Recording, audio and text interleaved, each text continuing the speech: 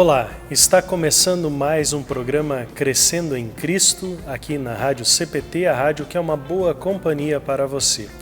Eu sou o comunicador Paulo Sérgio Kiel, pastor da Igreja Evangélica Luterana do Brasil, em Curitiba, no bairro Portão, na congregação São Paulo. E é uma alegria ter você conosco para esse momento de estudo da palavra. Hoje o nosso estudo está registrado no capítulo 2 de Marcos, Evangelho de Marcos, capítulo 2. Que Deus abençoe o nosso momento de estudo.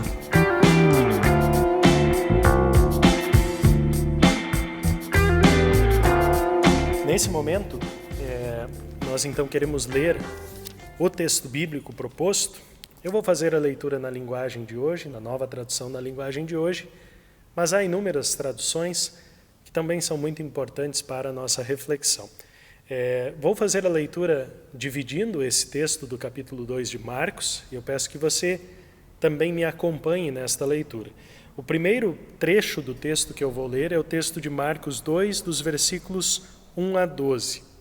E aqui é interessante que nós, antes de lermos o texto, possamos perceber coisas que são bem importantes no livro de Marcos.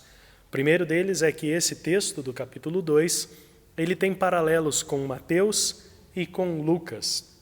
Ou seja, há histórias que se complementam nesses três evangelhos. O segundo aspecto é que nesse início do texto de Marcos, no capítulo 2, capítulo 1, 2 e nos seguintes, nós vemos aí que Jesus estava começando a ser reconhecido pelas suas palavras e pelas suas ações.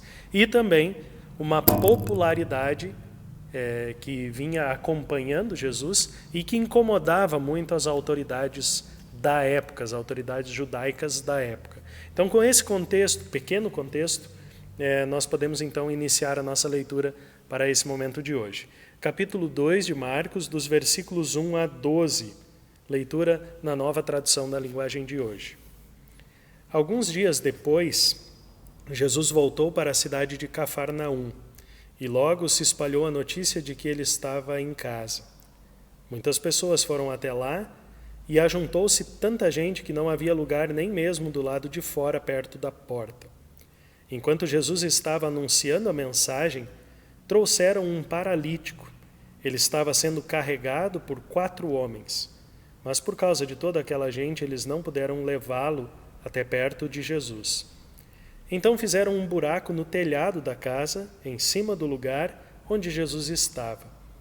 E pela abertura desceram o doente deitado na sua cama. Jesus viu que eles tinham fé e disse ao paralítico: "Meu filho, os seus pecados estão perdoados." Alguns mestres da lei que estavam sentados ali começaram a pensar: "O que é isso que este homem está dizendo? Isso é blasfêmia contra Deus. Ninguém pode perdoar pecados, só Deus tem esse poder." No mesmo instante, Jesus soube o que eles estavam pensando e disse: "Por que vocês estão pensando essas coisas? O que é mais fácil dizer ao paralítico? Os seus pecados estão perdoados? Ou levante-se, pegue a sua cama e ande? Pois vou mostrar a vocês que eu, o Filho do Homem, tenho poder na terra para perdoar pecados." Então disse ao paralítico: "Eu digo a vocês, levante-se, pegue a sua cama e vá para casa." No mesmo instante, o homem se levantou na frente de todos, pegou a cama e saiu. Todos ficaram muito admirados e louvaram a Deus, dizendo: "Nunca vimos uma coisa assim." Esse é o primeiro bloco, então, do nosso texto de Marcos 2. E vejam que esse texto trata da autoridade de Jesus sobre a saúde física e espiritual das pessoas. Esse talvez seja o grande tema aqui, e obviamente que há desdobramentos, nós não vamos esgotar cada ponto do texto, mas essa direção eu gostaria que você me acompanhasse nela. Muitas pessoas então estavam chegando perto de Jesus para ouvi-lo. Talvez, segundo alguns estudiosos, talvez 50 pessoas já estavam lá dentro da casa com Jesus ouvindo e muitas pessoas ao lado de fora. E então Jesus recebe a presença de um paralítico. Foi feito de forma extraordinária também. Aquelas pessoas que trouxeram esse paralítico levaram ele pelo telhado para que ele pudesse estar diante de Jesus, porque não tinha como chegar perto. Então, Jesus vê a fé daquelas pessoas. Esse é um aspecto extremamente interessante. E não só vê a fé, como também, logo em seguida, ele diz que conhece os pensamentos daquelas pessoas, dos líderes religiosos que estavam ali, porque eles não falaram nada, mas Jesus sabia o que eles estavam pensando. Jesus, então, faz aquela pergunta que nós talvez já tenhamos ouvido em outros momentos, né, que é relativa a esse texto. O que é mais fácil? É mais fácil perdoar os pecados ou fazer com que esse paralítico pegue a sua cama e vá para casa?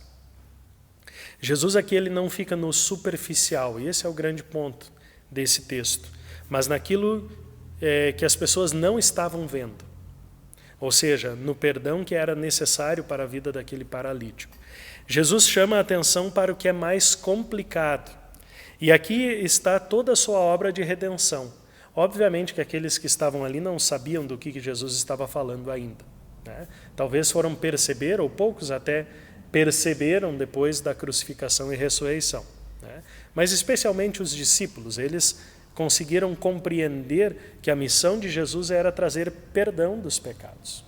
E obviamente que nesse contexto aqui, a obra da salvação então aparece. Jesus já visualizava isso, coisa que aquelas pessoas ali ainda não entendiam, especialmente os líderes religiosos ali reunidos. Mas Jesus amplia essa discussão quando então olha para o paralítico como um todo, oferece o perdão dos pecados e também faz com que ele ande. Para nós, obviamente, que qualquer uma das duas coisas seria extremamente impossível de ser feita. Mas Jesus oferece o perdão e depois, para que aquelas pessoas também olhassem para ele talvez de forma diferente, opera um grande milagre de fazer então aquele paralítico andar. E vejam, aqui há também mais um detalhe importante.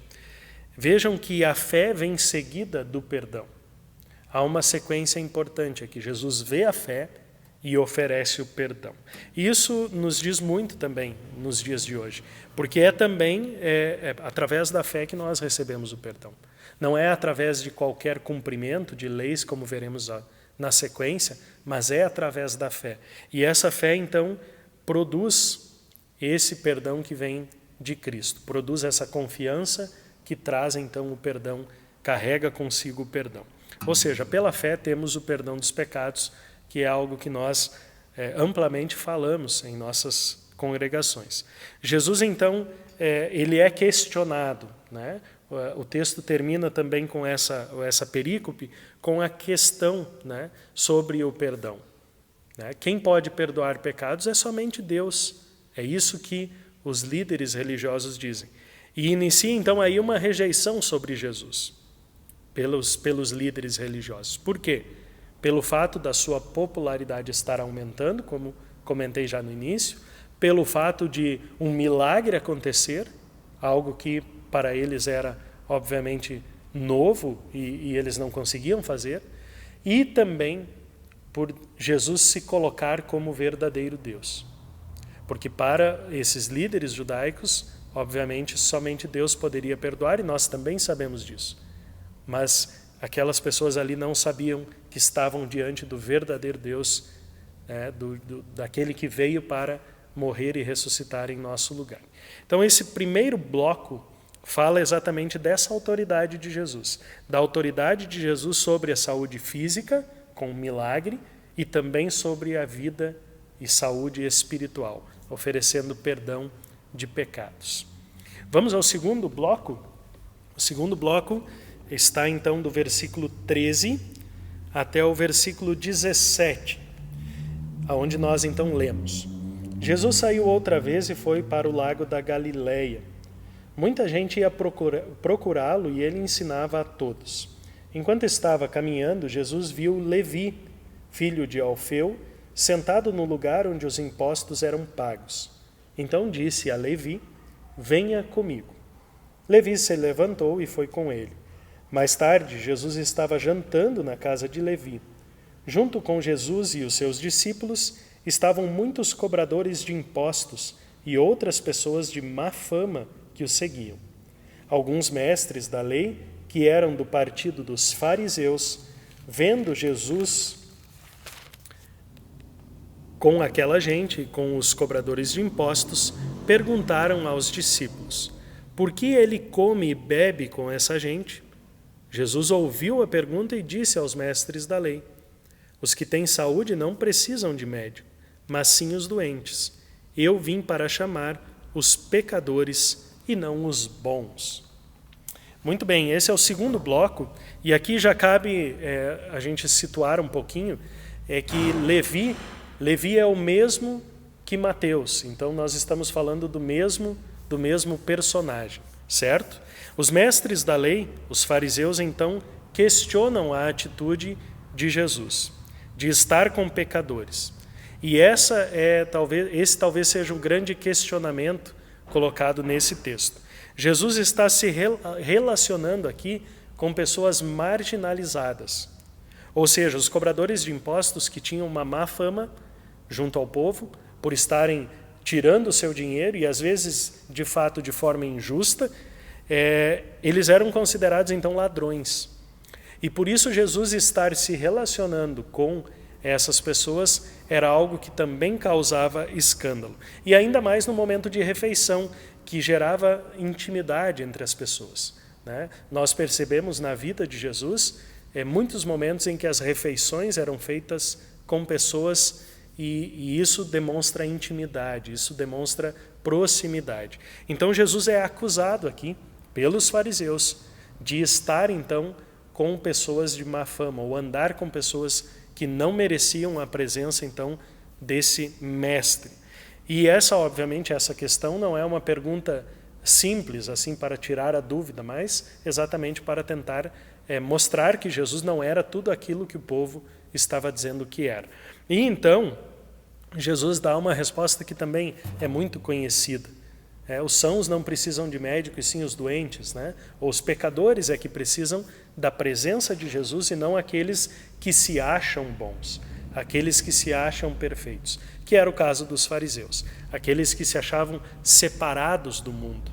E então por isso Jesus também diz essa frase. Jesus mostra então que vem para ser o médico dos pecadores, ou seja, novamente mostrando a ênfase no perdão.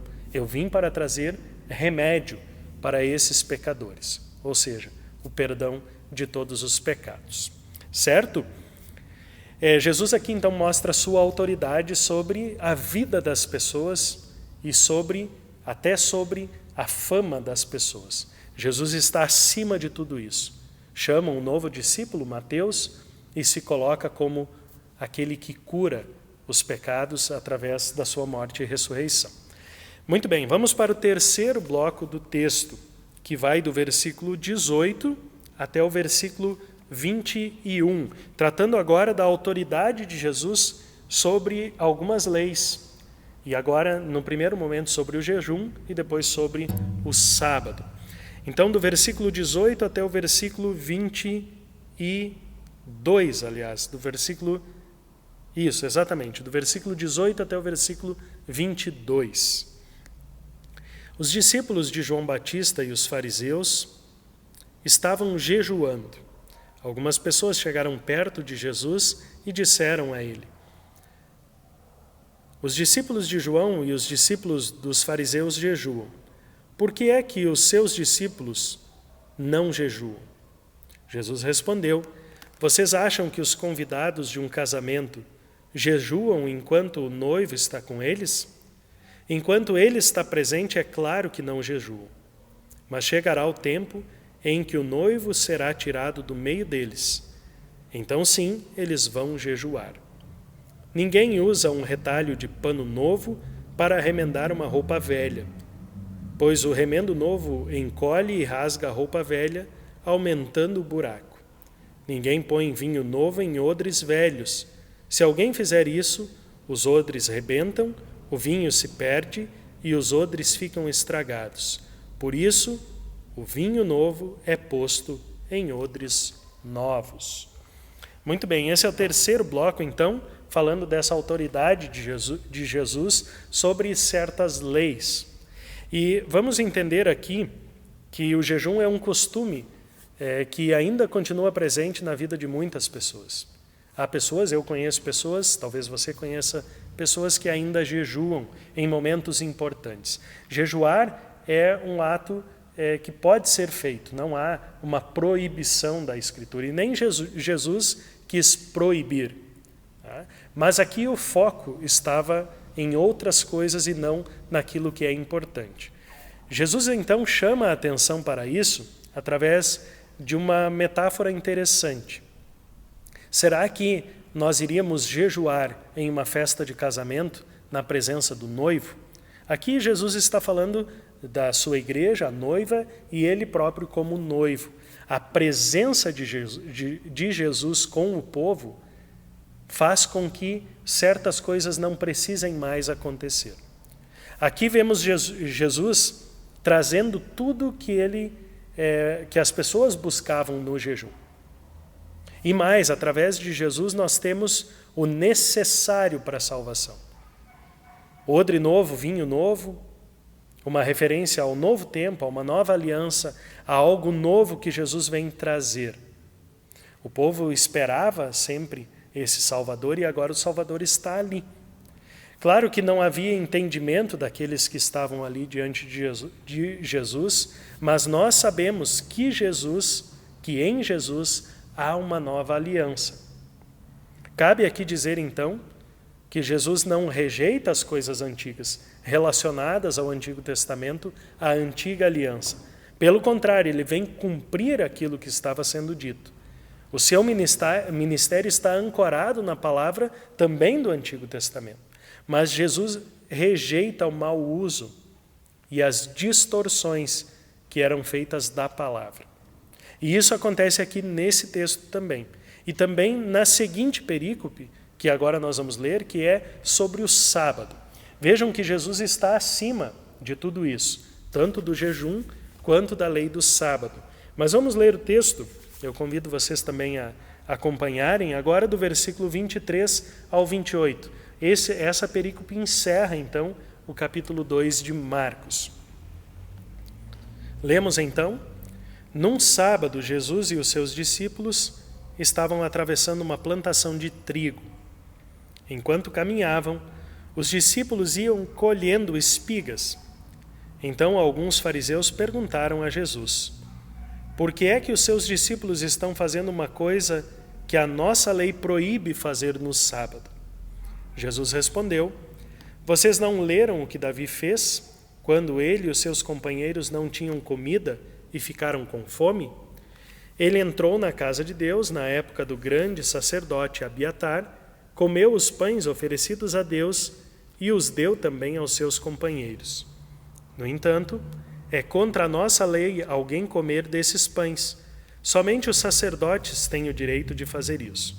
E Jesus terminou: O sábado foi feito para servir as pessoas e não as pessoas para servirem o sábado.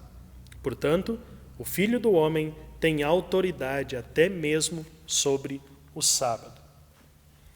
Muito bem, aqui fica bem claro que Jesus tem autoridade sobre o sábado e sobre essas leis. Mas novamente os fariseus, eles aparecem querendo puxar o tapete de Jesus. A lei cerimonial do sábado para os judeus estava acima de muitas coisas. Por exemplo, nesse caso em que Jesus e os seus discípulos estavam colhendo espigas, o que era permitido pela lei, que se entrasse em outro terreno para fazer essa coleta quando não se tinha o que comer, isso estava autorizado pela lei judaica, mas não poderia ser feito no sábado. E aí Jesus então usa Davi por ser um personagem respeitado pelos judeus, muito respeitado pelos judeus, que também buscou comida num sábado, ou que também buscou comida num local que não se deveria buscar, ou seja, aquilo que era apenas dos levitas e que então Davi e os seus amigos comeram. Era uma comida que não poderia ser comida por outros que não da tribo de Levi. Jesus então cita esse aspecto para mostrar a eles que a lei não está acima de outras coisas, especialmente sobre a criação. E esse é o segundo aspecto do texto. O sábado, Jesus cita também a criação, porque o sábado foi feito para o ser humano e não o ser humano para o sábado. O dia do descanso foi dado por Deus para benefício do povo, para manter o equilíbrio físico, psicológico, social, espiritual. O dia do descanso, neste caso aqui o sábado, era funcional, mas os líderes religiosos tornaram ele uma prisão para o povo. E muitas pessoas, infelizmente, vivem ainda aprisionados em leis cerimoniais. Jesus, então, rejeita essa reordenação que os fariseus fizeram com a lei do sábado.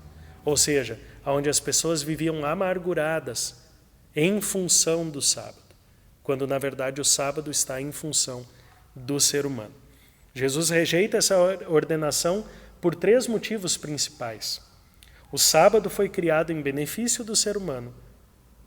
As pessoas são servidas e abençoadas no dia do descanso e não o contrário.